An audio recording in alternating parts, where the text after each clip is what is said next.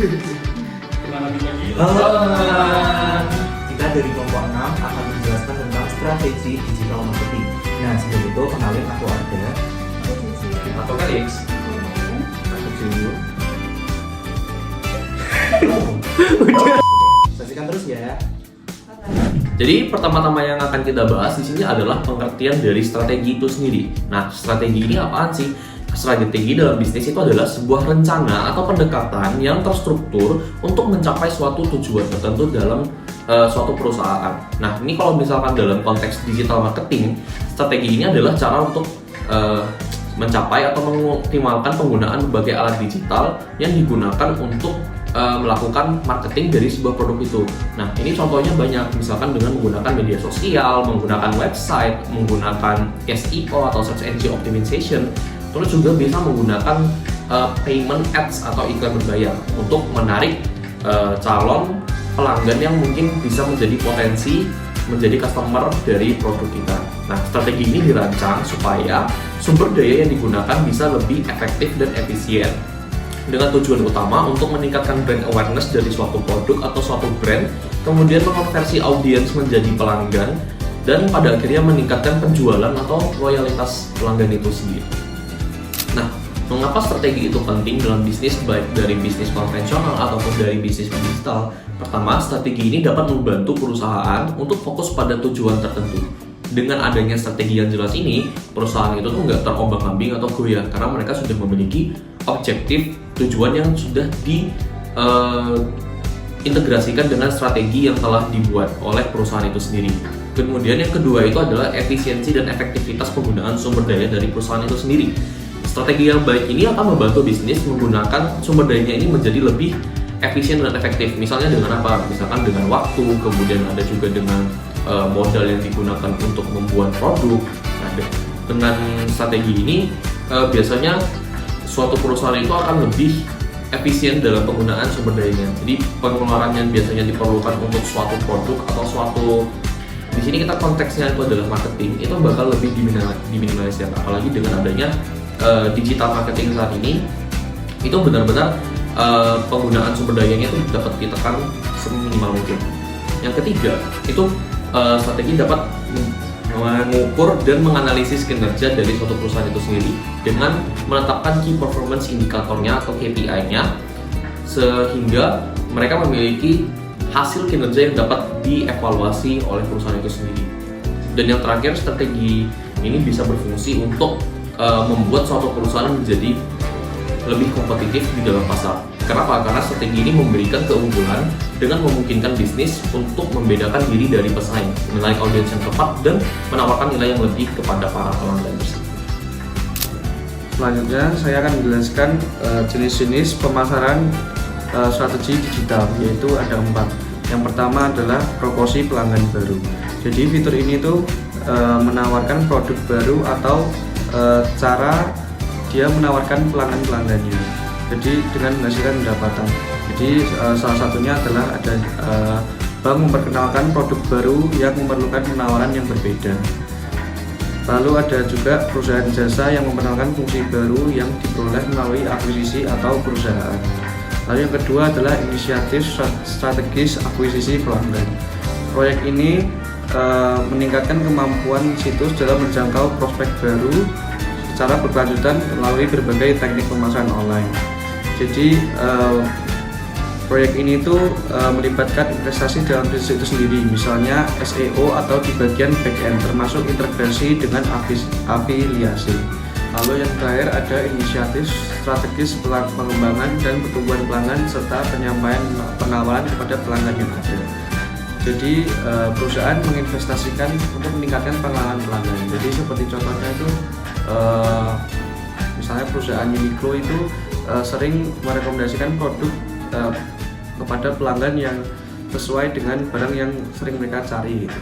Seperti kemeja, jaket, dan lain-lain. Selanjutnya saya akan membahas tentang diagram tahap-tahap dalam target marketing. Diagram ini menggambarkan bagaimana sebuah perusahaan dapat secara sistematis mengidentifikasi dan menargetkan pasar yang tepat untuk produk atau layanan mereka. Tahap pertama ada segmentasi. Segmentasi ini didasarkan pada hasil riset pasar dan analisis data pelanggan. Tujuannya untuk membagi pasar menjadi kelompok-kelompok yang lebih kecil berdasarkan karakteristik, kebutuhan, atau perilaku yang serupa. Nah, outputnya itu untuk mendefinisi segmen pasar, pengembangan persona pelanggan, dan identifikasi kebutuhan serta harapan pelanggan dalam setiap segmen. Tahap kedua adalah target marketing yang didasarkan pada hasil segmentasi. Tujuannya untuk memilih segmen pasar mana yang paling relevan dan menguntungkan untuk ditargetkan. Outputnya untuk pemilihan strategi penargetan online, evaluasi kontribusi, pendapatan online untuk setiap segmen, dan juga penargetan berdasarkan siklus hidup pelanggan. Tahap ketiga ada positioning. Positioning ini didasarkan pada analisis kompetitor dan analisis internal perusahaan. Tujuannya untuk menentukan posisi produk atau layanan perusahaan di benak konsumen dalam setiap segmen pasar. Outputnya untuk pengembangan proposisi nilai inti merek, diferensiasi produk, pengembangan bauran pemesanan online, dan pesan pemasaran yang disesuaikan dengan siklus hidup produk. Tahap yang terakhir itu ada perencanaan. Perencanaan ini didasarkan pada evaluasi sumber daya yang tersedia. Tujuannya untuk menyusun rencana pelaksanaan kegiatan pemasaran untuk mencapai tujuan yang telah ditetapkan.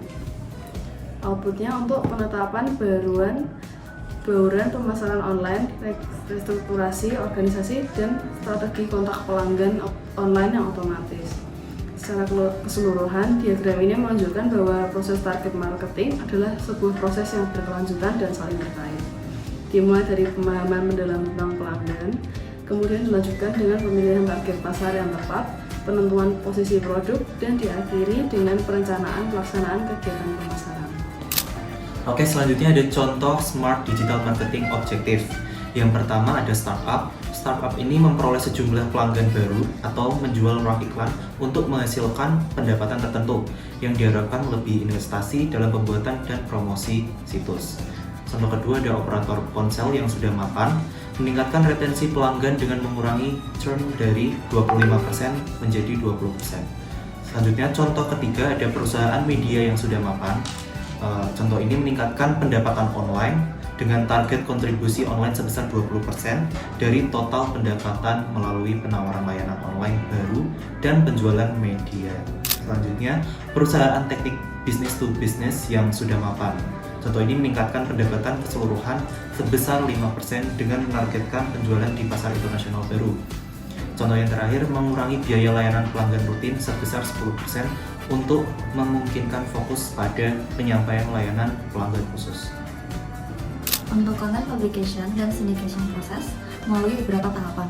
Yang pertama, blog akan di-tracking oleh Google Analytics dan akan melalui proses automatic with FeedBurner, yaitu layanan manajemen umpan web atau web feed milik perusahaan Google yang dapat digunakan mengelola feed blog seperti mengubah tampilan feed, memfasilitasi pembaca untuk berlangganan melalui subscriber FeedBurner. Selanjutnya, menganalisis lalu lintas pengunjung situs, memilih sistem periklanan, dan mengecek statistik optimasi feed. FeedBurner memiliki beberapa fitur, diantaranya mempublikasikan konten dengan mudah, memudahkan orang lain berlangganan, mengoptimalkan distribusi feed, dan menganalisis traffic feed yang berlangganan. Selanjutnya, masuk ke tahapan RSS feed yang dikelola melalui tahapan manual atau automatic feed update dengan Twitter feed.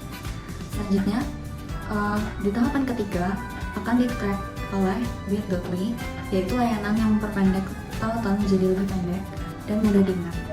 Bit.ly dapat digunakan untuk membagikan tautan di media sosial, email, atau pesan teks.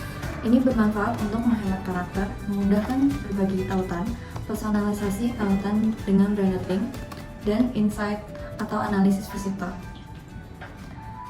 Selanjutnya berlaku sama pada tahap keempat, yaitu Facebook fanpage, dan akan berakhir pada tahapan terakhir, yaitu email newsletter, penggunaan record data melalui data analisis atau email system, dan di tahap ini akan mengetahui topik mana yang paling populer. Sekarang kita akan membahas tentang communication models for traditional media dan new media. Jadi intinya ini adalah model yang membedakan antara media tradisional dalam melakukan marketing dan juga media baru, yaitu media digital dalam melakukan marketing. Kalau misalkan dari media konvensional atau media tradisional, marketing itu dulunya hanya berupa direct response atau hanya komunikasinya itu berupa satu arah. Mengapa? Karena dari company-nya ini atau dari perusahaannya ini hanya memberikan suatu konten kepada customer tanpa customer itu bisa melakukan feedback atau memberikan respons terhadap perusahaan tersebut. Misalnya dengan apa? Kalau pada zaman dahulu perusahaan itu memberikannya iklannya itu dari iklan TV, kemudian ada brosur, ada radio, kemudian ada email fisik kepada konsumen. Karena biasanya kalau misalkan dari model tradisional ini agak sulit untuk dievaluasi bagaimana kinerja dari marketing tersebut, karena tidak ada nilai yang pasti atau perhitungan yang pasti untuk bisa memperkirakan apakah marketing ini berjalan dengan efektif atau tidak. Perbedaannya dengan digital marketing, pada digital marketing di sini interaksi antara perusahaan dan consumer itu menjadi bisa dua arah. Jadi dari company atau perusahaan itu bisa langsung ke konsumennya, dan dari konsumennya ini bisa memberikan feedback atau memberikan respon terhadap perusahaan tersebut. Misalnya dengan apa? Contohnya mungkin dengan marketing di media sosial. Dari perusahaannya memberikan konten yang cukup relevan, kemudian dikomentari oleh konsumen, dan mungkin dari perusahaannya ini bisa memberikan feedback lagi kepada konsumen tersebut. Demikian tulisan kami tentang apa itu strategi dalam dunia digital marketing. Terima kasih, sampai jumpa di tulisan kami selanjutnya. Dadah. Dadah.